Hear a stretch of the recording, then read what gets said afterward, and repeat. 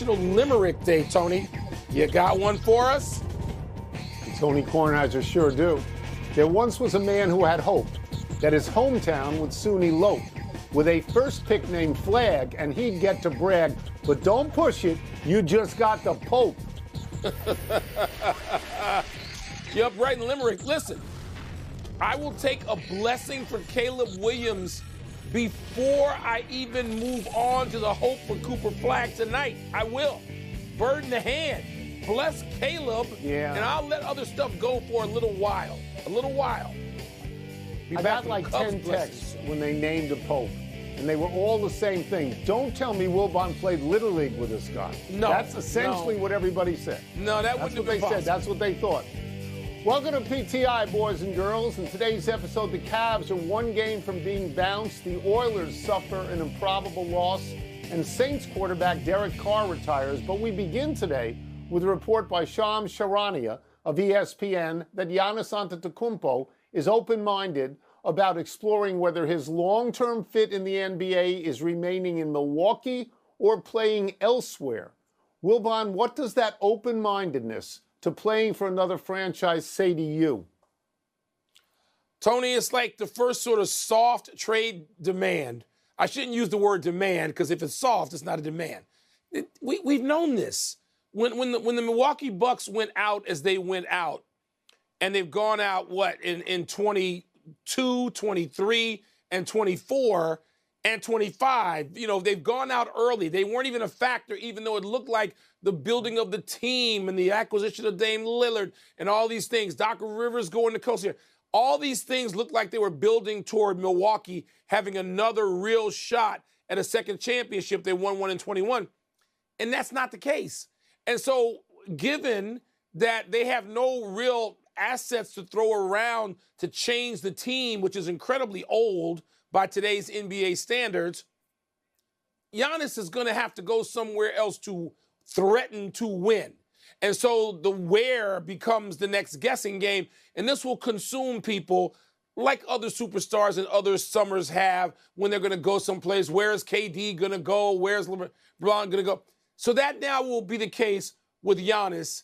It's understood. It's the way business operates in the NBA now, and you can start picking spots. You and I will start in future days. We won't get into it maybe necessarily as much right now, but where will Giannis land? Who has the draft capital to both get him, a trade capital to get him, and contend? Keep enough people to contend. San Antonio Spurs would be my landing spot if they don't win the lottery tonight.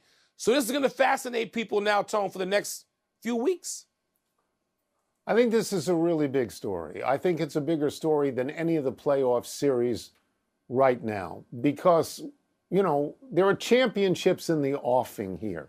This guy, Antetokounmpo, is one of two players right now with MVP credentials and a championship who are in their prime. Antetokounmpo and Jokic, they are in their prime.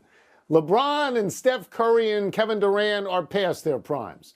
Tatum doesn't have an MVP.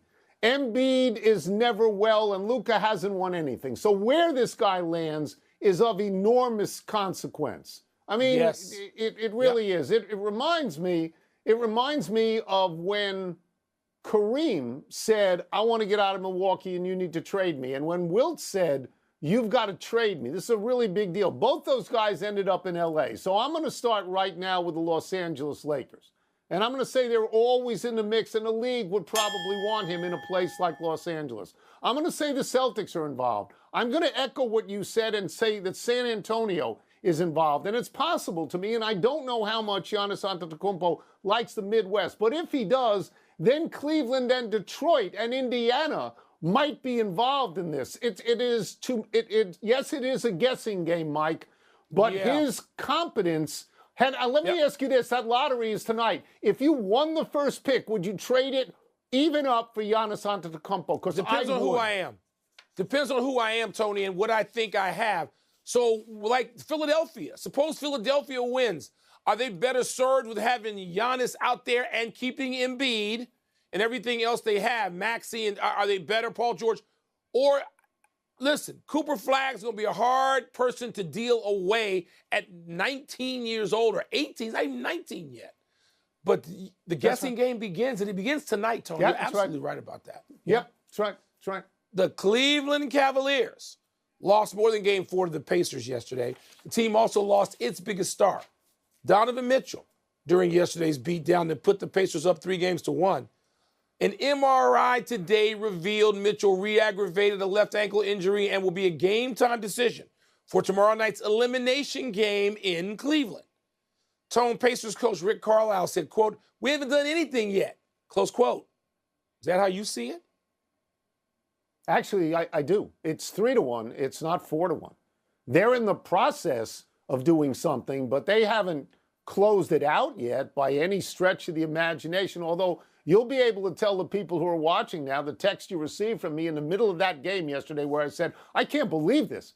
I can't believe how easy it is for Indiana to score on Cleveland. It was 80-49 at the half, or 80-41. It was unbelievable at the half. 80 because Denver and Oklahoma City struggled to get 80 for the whole game. Indiana didn't even need Tyrese Halliburton. He had 11 points. They didn't need a last-second shot unless it was the last second of the first minute. Mike, I thought Cleveland had righted itself. I think Cleveland won Game 3 by 22 on the road, and I thought that was a big win. They got those 3 guys back. They got Hunter back. They got Mobley back. They got Garland back. Yeah. They only gave them 33 points in this most recent game. Indiana had 33 9 minutes into the game. I mean, this was a rout. A rout. Tony, it had to surprise everybody, the nature of it. Not that Indiana would come back and sort of get control of a game in Indianapolis, because they can do that. They're good enough to do that. We saw them play well last year in the playoffs. Tony, offensively, though, let me give the Pacers this much credit, because like you, I'm first looking at Cleveland and thinking to myself, my God, first, are they still injured? Those guys are back in the lineup, but they don't look like themselves to me. And I had somebody we know, I won't name this person, near and dear to both of us, who said to me 20 minutes ago, these games are inelegant. These games are difficult. They are all grinded out. People are banged up and injured, and things happen in these games that you can't always explain. And Tone, that's at the heart of this.